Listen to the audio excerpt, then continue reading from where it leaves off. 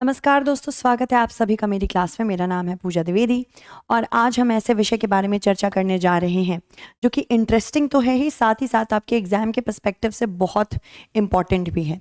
जैसे कि GS paper 2 और 3, इन दोनों के बारे में अगर हम बात करें, सबसे इम्पॉर्टेंट जो टॉपिक आज हम उठा रहे हैं वो है ब्रह्मोस का। हमें पता है राष्ट्रपति पुतिन भारत के दौरे पे आए हैं और लगभग 4 साल के बाद वो भारत के दौरे पे आए हैं। इससे पहले वो 6 दिसंबर 2021 में आए थे। 23वीं भारत रूस समिट है ये, और ये वार्षिक समिट है। इस सम्मेलन में पहले भारत जाता था, फिर रूस आता था, भारत जाता था, रूस आता था। इस प्रकार से देशों में बदलाव के साथ ये समिट होती थी। इस बार रूस आया है। इससे पहले जो 22वां समिट था उसमें भारत रूस गया था। तो ये सारी चीज़ें तो हमें पता होनी चाहिए। इसके अलावा हम ब्रह्मोस के बारे में आज चर्चा करने जा रहे हैं, क्योंकि ब्रह्मोस का नेक्स्ट जेनरेशन मिसाइल जो कि मुख्य रूप से माना जा रहा है कि अभी करंट वेरिएंट से ज़्यादा तगड़ा रहेगा, इसके बारे में पुतिन और मोदी के बीच में चर्चा होगी। हालांकि डिफेंस मैन्युफैक्चरिंग एक बहुत बड़ा मुद्दा है। भारत चाहता है कि ज़्यादातर वो डिफेंस के इक्विपमेंट्स खुद ही मैन्युफैक्चर करे। तो अगर इसकी डील भी हमको मिल गई, जिसमें ऑफ कोर्स भारत का ज़्यादा स्टेक है, तब तो बहुत ही बढ़िया हो जाएगा, क्योंकि भारत ने ना ही सिर्फ अपने इस्तेमाल के लिए बल्कि मैन्युफैक्चर करने के बाद एक्सपोर्ट करने के लिए, इसका निर्यात करने के लिए भी कार्य शुरू कर दिया है। तो चलिए चर्चा करते हैं इसकी, ब्रह्मोस क्रूज मिसाइल की, और साथ ही साथ नेक्स्ट जेनरेशन कैसा रहेगा। तो क्या क्या हमें देखना है ब्रह्मोस मिसाइल का? पहले तो हम परिचय देखेंगे। फिलहाल जो ब्रह्मोस हम यूज़ कर रहे हैं, ब्रह्मोस की पृष्ठभूमि क्या है, ये सारी चीज़ें हम देखेंगे। इसके अलावा ब्रह्मोस 2 हाइपरसोनिक विकास जो मैक 8 तक पहुंच सकती है। ये हवा की गति से संबंधित, जब हम किसी भी उपकरण की गति मापते हैं तो उसको मैक में मापते हैं। वायु रक्षा भेदन क्षमता क्या है इसकी? उड़ान समय में कमी के लाभ क्या क्या क्या हो सकते हैं, क्योंकि बेहतर होगी पहले से। इसके अलावा स्क्रैमजेट इंजन एवं उन्नत सामग्री इसमें लगी रहेगी। इसके अलावा परीक्षण समय रेखा देखेंगे कि कैसी रहेगी। साथ ही साथ ब्रह्मोस की प्रमुख तकनीकी विशेषताएं क्या हैं, रेंज एवं गति में सुधार किस प्रकार से आएगा, और इंटीग्रेशन एवं परीक्षण सुविधा जो लखनऊ में खोली गई है उसके बारे में भी बात करेंगे। ब्रह्मोस के विभिन्न संस्करण और प्रारंभिक परीक्षा प्रश्न एवं व्याख्या, ये दोनों चीजें हम देखेंगे। सबसे पहले ब्रह्मोस 2 हाइपरसोनिक मिसाइल। हाइपरसोनिक यानी कि यहाँ पे गति क्या होगी, ये माक 7 से 8 के मध्य होनी चाहिए। अभी जो हम यूज कर रहे हैं वो सुपरसोनिक क्रूज मिसाइल है, यानी कि इसकी गति 2.8 से लेकर 3 माख के बीच में है। यानी कि अगर गति बढ़ेगी तो क्षति पहुंचाने की क्षमता भी बढ़ेगी, रेंज बढ़ेगा, तो भारत अपने आसपास के संकीर्णता से और अपने आप को उत्सर्जित करके बाहर निकाल सकता है। ये जरूरी है। तो Modi Putin to discuss BrahMos NG, मतलब नेक्स्ट जेनरेशन, अगली पीढ़ी। ठीक है, एनजी का क्या मतलब है? नेक्स्ट जेनरेशन, यानी अगली पीढ़ी की क्रूज मिसाइल। ठीक है, नेक्स्ट जेनरेशन। ये वही वर्जन होगा that spooked Pakistan and operation Sindoor. माना जाता है कि ब्रह्मोस का इस्तेमाल ऑपरेशन सिंदूर में किया गया था। पाकिस्तान में जो आतंकवादी गतिविधियां जिस क्षेत्र से हो रही थी उसको नष्ट करने के लिए। ठीक है, तो हो सकता है कि अगर इसके बारे में बातें चले तो हाइपरसोनिक क्रूज मिसाइल के बारे में हमारे लिए जानना ज़रूरी हो जाएगा। तो सबसे पहले ब्रह्मोस की अगर हम बात करें, ब्रह्मोस है क्या और ये हमारे लिए क्यों आवश्यक है? पहली बात तो ऑफकोर्स ब्रह्मोस हमारे लिए इसीलिए आवश्यक है कि पाकिस्तान की नींद उड़ा दी थी इसने। ब्रह्मोस के बारे में पहले जानते हैं, अभी जो यूज कर रहे हैं, और इसकी पृष्ठभूमि देखते हैं। ब्रह्मोस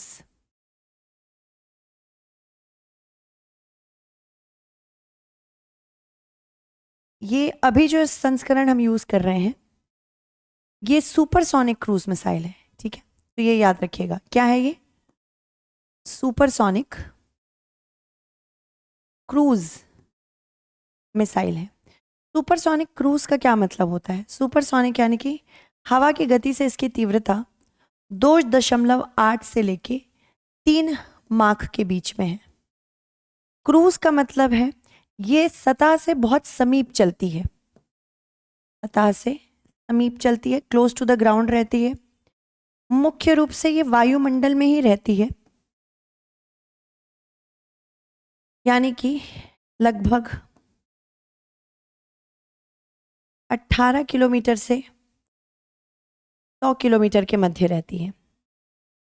ठीक है, अगर हम बाकी बैलिस्टिक मिसाइल की बात करें, सुपरसोनिक और बैलिस्टिक मिसाइल में थोड़ा सा फर्क आपको पता होना चाहिए। सुपरसोनिक मिसाइल सतह से बहुत समीप होती है, इसकी ट्रेजेक्टरी सीधे सीधे होती है कुछ इस प्रकार से, ये सतह से सतह में मार करती है और ये इस तरह से चलती है। ठीक है, पर अगर हम बैलिस्टिक मिसाइल की बात करें, ये अलग चलती है। बैलिस्टिक मिसाइल हमला करते हुए वायुमंडल को छोड़ सकती है, कुछ इस प्रकार चलती है। तो ये बैलिस्टिक है और ये क्रूज मिसाइल है, दोनों के चलने में फर्क होता है। ठीक है, इसी तरह की एक और अभी कुछ ही समय पहले क्रूज मिसाइल रूस ने बनाई थी, परीक्षण किया था, जिसका नाम है बुरेवेस्टनिक क्रूज मिसाइल। ये भी बहुत खतरनाक है। कुछ विशेषज्ञों का कहना है कि 14,000 से लेके 20,000 किलोमीटर तक ट्रेवल कर सकती है। तो बुरेवेस्टनिक मिसाइल भी बहुत ज़रूरी है। बुरेवेस्टनिक, इससे प्रश्न बनते हैं, ये बुरेवेस्टनिक। चलिए, तो ये जो सुपरसोनिक क्रूज मिसाइल है, इसकी गति क्या है? सतह के समीप चलती है, इसीलिए क्रूज मिसाइल है। ये निर्मित कब होना शुरू हुई थी? पहले तो नाम के बारे में जानते हैं। ब्रह्मोस, ब्रह्मपुत्र एवं मॉस्कवा, मॉस्कवा नदी से बनी है। ब्रह्मपुत्र, मॉस्कवा, ब्रह्मपुत्र का ब्रह्म, मॉस्कवा का MOS, ब्रह्मोस। तो माना जाता है इन्हीं दोनों की नदियों से इसका नाम लिया गया है और भारत में इसका मैन्युफैक्चर भी होता है। इसका निर्माण 1998 में एक जॉइंट वेंचर JV के तौर पे शुरू हुआ था। इस जॉइंट वेंचर में भारत से DRDO है और रूस से NPO मशीनोस्त्रोयेनिया है। मशीनोस्त्रोयेनिया दोनों मिलकर बनाते हैं। इन्होंने एक जॉइंट वेंचर बनाया जिसका नाम है ब्रह्मोस एरोस्पेस। ठीक है, ब्रह्मोस एरोस्पेस। और ये ब्रह्मोस एरोस्पेस, इसमें भारत का 50.5% हिस्सा है, तो रूस के NPO का 49.5% हिस्सा है। यानी कि इसमें स्टेक्स ज़्यादा किसके हैं? भारत के हैं। इसीलिए ये भारत में भी मैन्युफैक्चर होती है और इसी वजह से भारत अब चाह रहा है कि नेक्स्ट जनरेशन की जब हम बात करें तो नेक्स्ट जनरेशन हमारी इंश्योर कर सके कि ये भी भारत में ही मैन्युफैक्चर हो। हाइपरसोनिक क्रूज मिसाइल की सिर्फ भारत के पास ही नहीं है ब्रह्मोस। ब्रह्मोस का रेंज काफ़ी है, लगभग 250 से 450 किलोमीटर माना जाता है। इसको बढ़ाया भी जा रहा है लगातार, पर जो बेसिक मॉडल है हमारा वो लगभग 300 किलोमीटर का है। ठीक है, तो भारत में इसका मैन्युफैक्चर होता है ब्रह्मोस। इसके अलावा और कौन कौन से देशों में पाई जाती है और किस किस देश के पास है? देखो, ब्रह्मोस रूस के पास तो है ही। ठीक है, रूस इस्तेमाल कर रहा है, भारत इस्तेमाल कर रहा है, मैन्युफैक्चर भी कर रहा है और भारत ने कुछ ही समय पहले इसे फिलीपींस को भी दिया है। साथ ही साथ पाइपलाइन में डील है वियतनाम और इंडोनेशिया के साथ। दोनों के साथ लगभग $700 मिलियन की डील है, होने के लिए, फाइनलाइज होने के लिए अभी बाकी है। $700 मिलियन की डील है। हो सकता है, मतलब इसके साथ भी 700 के करीब है, इसके साथ भी 700 के करीब है, दोनों के साथ। असल में ये कहानी जो शुरू हुई भारत से ही शुरू हुई इसको बेचने की। भारत ने मैन्युफैक्चर करके फिलीपींस को दिया था और ये तभी पॉसिबल हो पाया जब 2016 में मिलिट्री टेक्नोलॉजी कंट्रोल रेजिम, यानी कि सैन्य तकनीक नियंत्रण प्रणाली का भाग भारत बना। मिलिट्री टेक्नोलॉजी कंट्रोल रिजीम कहता है कभी भी, माफ कीजिएगा, मिसाइल टेक्नोलॉजी कंट्रोल रिजीम, इसको ठीक कर लेते हैं, missile technology control regime. Missile technology control regime कहता है कि कभी भी किसी अन्य देश को अगर आप कोई तकनीकी मदद कर रहे हैं, वो ऐसी नहीं होनी चाहिए कि विध्वंसक हो। तभी भारत ने भले ही इसको बेचा, पर रेंज जो है मिसाइल की वो लगभग 290 किलोमीटर प्रति घंटे वाली ब्रह्मोस भेजी है। माना जाता है कि 290 किलोमीटर प्रति घंटे वाली ब्रह्मोस मिसाइल फिलीपींस को बेची है, और यही वियतनाम और इंडोनेशिया को भी बेचेगा। क्योंकि भारत 2016 से इसका भाग बन पाया, इसी वजह से आराम से भारत ने मैन्युफैक्चर करके इसका एक्सपोर्ट किया। अब जो नेक्स्ट जनरेशन है, जिसको हम एनजी कह रहे हैं या फिर ब्रह्मोस 2 कह रहे हैं, वैसे तो ब्रह्मोस अगर आप देखेंगे वो हर सतह से इसको लॉन्च किया जा सकता है, चाहे वो भूमि सतह हो, चाहे वो समुद्र सतह हो, चाहे वो वायु या वायवीय सतह हो, चाहे वो सबमरीन भी हो, पनडुब्बी भी हो, सबसे हम लॉन्च कर सकते हैं। तो ब्लॉक 1, ब्लॉक 2, ब्लॉक 3 इस प्रकार से अलग अलग वेरिएंट्स आते हैं ब्रह्मोस के। इसको और कैसे बेहतर बनाएं?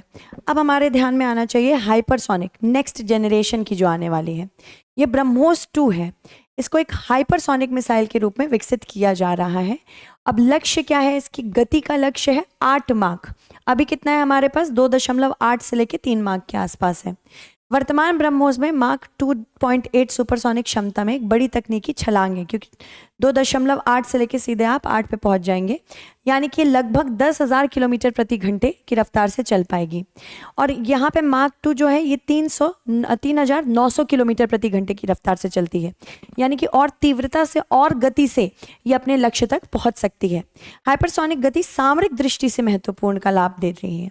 इसके अलावा विकास उन्नत वायु रक्षा प्रणालियों का मुकाबला करने के लिए उद्देश्य से किया जा रहा है, क्योंकि हम देख रहे हैं पाकिस्तान और चीन अपने आप को लगातार सशक्त करे पड़े हैं इस क्षेत्र में। वर्ष 2027 से 28 में पहली उड़ान परीक्षण की अपेक्षा है। इसके अलावा ये महत्वपूर्ण मील का पत्थर भी बन के निकलेगा। यहाँ पे 8 आवश्यक इसीलिए है कि वायु रक्षा नेटवर्क को तब तक भेदने में सक्षम बनाती है जब तक उनके काउंटर मेजर प्रतिक्रिया की जा सके। यानी कि जैसे हमने कोई भी मिसाइल छोड़ा, हमें इंश्योर करना होगा वो समय से अपने लक्ष्य में पहुंचे। जितना देरी लगाएगी इसको वहीं पे विध्वंस इसका करना, मान लीजिए पहुंच ही ना पाए लक्ष्य पे, उससे पहले ही इसका विध्वंस हो जाए, तो ये दिक्कत हो सकती है। इसी वजह से छलांग हमारे लिए ज़रूरी है, और ये बहुत ही कम पहचान और अवरोध समय प्रदान करेंगी। जब तक समझ पाएंगे कि किस क्षेत्र से आ रही है और किस क्षेत्र में जाएगी, तब तक ये पहुंच चुकी रहेगी, क्योंकि 10,000 किलोमीटर प्रति घंटे की रफ्तार से चलना बड़ी बात है। वर्तमान मार्क 2.8 ब्रह्मोस को नई पीढ़ी के फेज्ड एरे रेडार और उन्नत सरफेस टू एयर मिसाइल प्रणालियों से बहुत चुनौतियों का सामना करना पड़ रहा है। यानी कि जैसी ब्रह्मोस अपने सतह या अपने लक्ष्य पे पहुंचने वाली होती है, उससे पहले ही सरफेस टू एयर मिसाइल कोई अगर है, सतह से हवा में मारने वाली मिसाइल है, उसको ध्वंस कर सकती है। ऑलरेडी हम ब्रह्मोस बहुत समय से यूज़ कर रहे हैं। ठीक है, मार्क 8 की जो गति है यह आधुनिक और उन्नत खतरों के विरुद्ध सतत वायु रक्षा भेदने की क्षमता को सुनिश्चित करेगी। इसी प्रकार से भारत ने यह भी अपने आप को लक्ष्य दिया है कि वर्ष 2035 तक हम सुदर्शन चक्र एयर डिफेंस सिस्टम बनाएंगे। सुदर्शन चक्र एयर डिफेंस सिस्टम, सुदर्शन चक्र एयर डिफेंस सिस्टम, इसके बारे में घोषणा 15 अगस्त 2025 को लाल किले से प्रधानमंत्री ने की थी। और जैसे इजराइल का आयरन डोम है, आयरन डोम क्या करता है? आयरन डोम ऐसे जगह पे स्थित है इजराइल कि इसके आसपास से उसे खतरा है, यानी कि एक वायु रक्षा प्रणाली है। मिसाइल आएंगी, पर आयरन डोम क्या करेगा? वो ऐसी मिसाइल्स का सिस्टम है, पूरी प्रणाली है जो ध्वस्त करता चला जाएगा मिसाइल्स को। वैसे ही सुदर्शन चक्र बनाया जाएगा, माना जा रहा है कि 2035 तक बनाया जाएगा। कहाँ कहाँ ये एयर डिफेंस, बेसिकली मिसाइल की प्रणाली होगी, रेडार की प्रणाली होगी और इंटरसेप्टर्स की प्रणाली होगी, जो ऐसे क्षेत्रों में लगाई जाएगी कि मिसाइल अगर वहाँ पे आती है तो उसको ध्वस्त किया जा सके। मुख्य रूप से जो भी क्षेत्र सामरिक दृष्टिकोण से महत्वपूर्ण है, जैसे कि सैन्य बेस, या फिर सैन्य बेस में सारे ही बेसेस आते हैं, सामरिक दृष्टिकोण से जो महत्वपूर्ण है, वहाँ पे सांस्कृतिक दृष्टिकोण से जो महत्वपूर्ण है, तो सांस्कृतिक दृष्टिकोण भी हो गया। और जनसंख्या घनत्व वाले जो क्षेत्र हैं, ये सारे जो क्षेत्र हैं, यहाँ पे एयर डिफेंस सिस्टम लगाया जाएगा। तो क्योंकि हमें एयर डिफेंस सिस्टम स्ट्रॉन्ग करना है, इसी वजह से हम ब्रह्मोस नेक्स्ट जनरेशन की बात कर रहे हैं। हमारे पास S-400 ऑलरेडी है, हमारे पास अब S-500 आना चाहिए और इसके बारे में भी अभी चर्चा होगी कुछ समय में। चलिए आगे बढ़ते हैं, नेक्स्ट देखते हैं। अगर हम बात करें कि उड़ान समय में कमी से क्या होगा, इससे त्वरित लक्ष्य भेदा जाएगा, क्योंकि 8 माख की गति 10,000 किलोमीटर प्रति घंटे 2.8 संस्करणों की तुलना में उड़ान के समय में लगभग 70% तक एक घटाव ला रही है। 70%, यानी कि किसी भी क्षेत्र में जहां पहले मान लीजिए 1 घंटा लगता था ब्रह्मोस को पहुंचने में, अब उसी से 70% आप कम कर लेंगे तो 15 मिनट के आसपास लगेगा। तो अगर आप समझ रहे हैं इतना बड़ा एक डिफरेंस अगर आ गया, तो हमारा जो सशक्त सिस्टम ऑलरेडी है उसमें और कितना सशक्तिकरण हो जाएगा। 500 से 800 किलोमीटर की दूरी पर कुछ ही मिनटों में हमले को संभव भी कर सकती है। मुख्य रूप से पाकिस्तान और चीन इस समय दोनों के कान खड़े जरूर होंगे। इसके अलावा अगर हम बात करें स्क्रैमजेट इंजन की, स्क्रैमजेट इंजन और रैमजेट इंजन में क्या फ़र्क है? दोनों ही एयर ब्रीथ करते हैं, यानी कि हवा को अपने अंदर सक करते हैं। रैमजेट इंजन क्या करता है? हवा को अपने अंदर अवशोषित करने के बाद अंदरूनी क्षेत्र में हवा की गति को थोड़े से धीरे कर देता है। पर स्क्रैमजेट इंजन क्या करता है? वो उसकी गति को मेंटेन रखता है, हवा की गति को अंदर ही मेंटेन रखता है। तो ब्रह्मोस 2 में स्क्रैमजेट इंजन का उपयोग किया जाएगा। वर्तमान में ब्रह्मोस में रैमजेट लगा हुआ है। रैमजेट इंजन सुपरसोनिक वायु प्रवाह में ईंधन जलाता है, जिससे निरंतर हाइपरसोनिक गतिविधि संभव होती है। मैक 8 यानी कि 10,000 किलोमीटर प्रति घंटे की गति पर अत्यधिक ऊष्मा उत्पन्न होती है और संरचना को 1000 डिग्री सेल्सियस से अधिक तापमान का सामना करना पड़ता है। इस तापीय दबाव को सहने के लिए उन्नत मिश्रित सामग्री और टाइटेनियम, ये याद रखिएगा, टाइटेनियम की बॉडी चाहिए। जो बॉडीज हम जनरली टाइटेनियम की ही बॉडीज हम समुद्रयान में भी यूज कर रहे हैं। टाइटेनियम की बॉडीज हम, टाइटेनियम का मटेरियल हम रॉकेट्स में भी मोस्टली यूज करते हैं, क्योंकि फ्रिक्शन की वजह से, क्योंकि घर्षण होता है और घर्षण की वजह से यहाँ पे हो सकता है ऊष्मा के परिणाम स्वरूप तापमान बढ़ता चला जाए, तो बॉडी को कोई प्रॉब्लम नहीं होनी चाहिए। सामग्री विज्ञान में प्रगति के कारण पूरी उड़ान के दौरान मार्क 8 की निरंतरता बनी रहेगी। इसके अलावा अगर हम बात करें पहली उड़ान इसकी कब हो सकती है, माना जा रहा है पहली उड़ान का परीक्षण 2027-28 में हो। इसमें देखा जाएगा कि क्या लगातार निरंतर रूप से मार्क 8 की गति मेंटेन हो रही है कि नहीं, स्क्रैमजेट इंजन किस तरह से काम कर रहा है, उसको गति प्रदान कर रहा है कि नहीं, हाइपरसोनिक गति पर मार्गदर्शन की सटीकता और जो सामग्री इस्तेमाल की जाएगी उनका थर्मल टॉलरेंस कितना है, तापीय सहिष्णुता कितनी है, ये भी चेक की जाएगी। तो ये भी इंपॉर्टेंट है। उसके बाद सफल परीक्षण परिचालन तैनाती से पहले अनिवार्य है, यानी कि तब तक नहीं यूज़ करेंगे जब तक इसका सफल हम परीक्षण ना कर सके, तो इसको जानना ज़रूरी है। इसके अलावा अगर हम बात करें ब्रह्मोस क्रूज मिसाइल की और इसके संस्करण की, तो मैंने आपको इसका बेसिक अंडरस्टैंडिंग दे दी है, तो उसको मुझे अलग से बताने की ज़रूरत नहीं है। हालांकि मैं आपको बताना चाहूँगी कि लखनऊ में जो सुविधा लगाई गई है वो क्या है। ब्रह्मोस एकीकरण एवं परीक्षण सुविधा, ये लखनऊ में 11 मई को रक्षा मंत्री राजनाथ सिंह द्वारा इसका उद्घाटन किया गया था। ये भारत रूस तकनीकी सहयोग का प्रतीक है, भारत की सैन्य शक्ति को मजबूत करने के लिए। तो वहाँ पे इंटीग्रेशन होता है, अलग अलग पार्ट्स का एकीकरण होता है और साथ ही साथ यहीं पे आपको परीक्षण करने का भी मौका मिलता है। ये प्रश्न भी बन सकता है आपके यूपीएससी में, और अगर स्टेट पीसीएस दे रहे हैं तो स्टेट पीसीएस में भी। ठीक है, चलिए अगर हम बात करें भविष्य में अभी किस तरह से हमें इसको देखना पड़ेगा नेक्स्ट जनरेशन को, वायु और नौसैनिक उपयोग के लिए विकासाधीन है फिलहाल तो ये, और छोटा आकार और कम वजन होने की वजह से ज़्यादा स्टेल्थ क्षमता है, रेडार को आराम से ये मात दे सकती है। बेहतर इलेक्ट्रॉनिक काउंटर मेजर है, यानी कि कोई भी रेडार या कोई भी डिजिटल रेडार इसे पता लगाने की कोशिश करेगा, उसको भी काउंटर कर सकती है ये। और पानी के भीतर युद्ध में अधिक बहुमुखी क्षमता है, स्पेशली पनडुब्बियों में।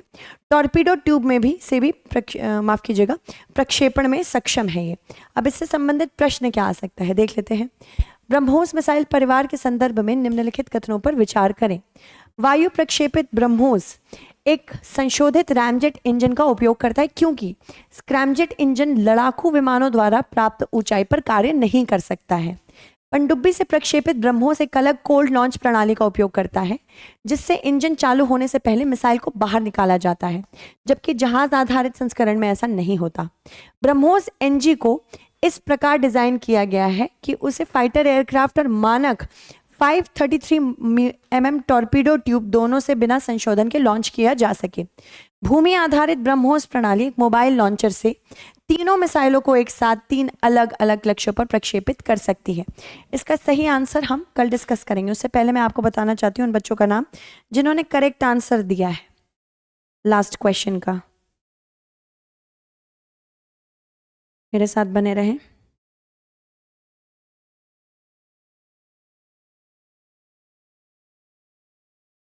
लास्ट मैंने जो क्वेश्चन पूछा था उसमें कुछ बच्चों ने आंसर दिया है।